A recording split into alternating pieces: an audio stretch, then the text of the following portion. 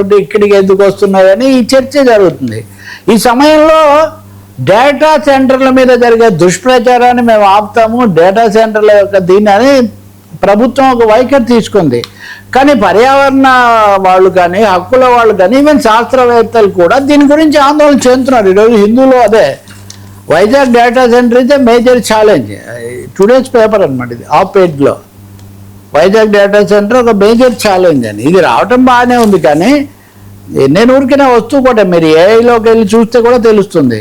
ఒకటి విద్యుత్ శక్తి, రెండు నీళ్లు, మూడోది స్థలం తరలువాడ అక్కడంతా తీసుకున్నటువంటి తీరు, వీటన్నిటితో చాలా ఆందోళనే కాకుండా పర్యావరణకు ముప్పు వస్తుందనే బలమైన అభిప్రాయము అంచనాలు ఇక్కడ చెప్తున్నాయి. వాటికి సమాధానం లేదు.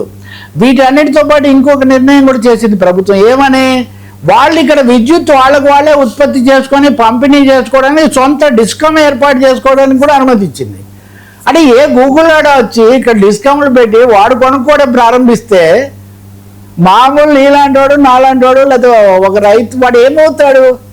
ఈ డిస్కమ్లు ఈ విధంగా విదేశీ మూలాలు ఉన్న కంపెనీలకు కూడా సొంతంగా పెట్టుకునే ఇవన్నీ చేస్తే అవసరమా? మనం దాన్ని నియంత్రణలో ఉండాలా, మన నియంత్రణలో అది ఉండాలా, దాని నియంత్రణలోకి మనం వెళ్తున్నామా అనే ప్రశ్న చాలా బలంగా వస్తుంది.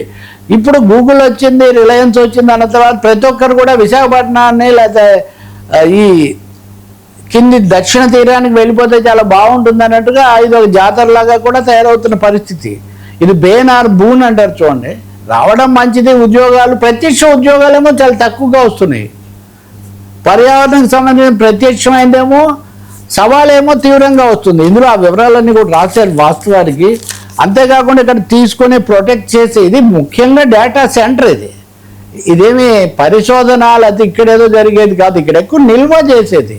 ఈ విధంగా ఏవేవో నిల్వ చేస్తే ఏం జరుగుతుందని. అలాగే ఇప్పుడు మన ఈఎస్ శర్మ లాంటి వాళ్ళు కానీ అక్కడ ప్రజా కార్మిక సంఘాలు ఇవి కానీ చాలా ఆందోళన వెలిబుచ్చుతున్నాయి. దాంతోపాటు పరిహారం ఇవ్వకుండా మా భూములు తీసుకున్నారని తరలువాడు రైతులు, సింహాచలం భూములు తీసుకున్నారని బిహెచ్పి ఇట్లాంటి సంస్థలు ఒకటి కాదు బహుముఖ్యమైన సమస్యలుగా ఉన్నాయి.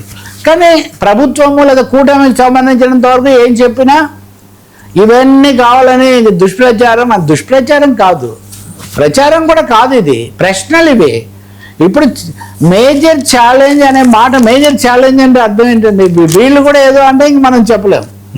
కాబట్టి వీటికి సమాధానము కావాలి. రెండోది పర్యావరణాన్ని కాపాడుకోవాలి.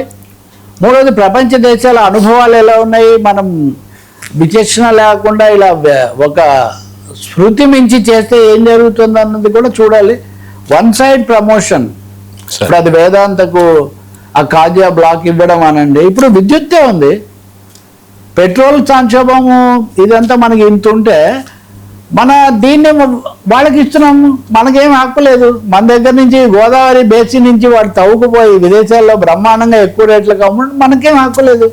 సో మన సహజ వనరుల మీద మనం కనీసమైన అదుపు, కొంత నియంత్రణ, కొంత ఒప్పందాలు చేసుకోకపోతే ఏం జరుగుతుందని ఈ డేటా సెంటర్ను కేవలం వరప్రసాదంగా మాత్రమే చూస్తూ దానివల్ల వచ్చే పర్యావరణ సంబంధమైన, ప్రజా సంబంధమైన, సార్వభౌమత్వ సంబంధమైన సవాళ్లను విస్మరించడం మటుకు క్షేమదాయకం కాదు.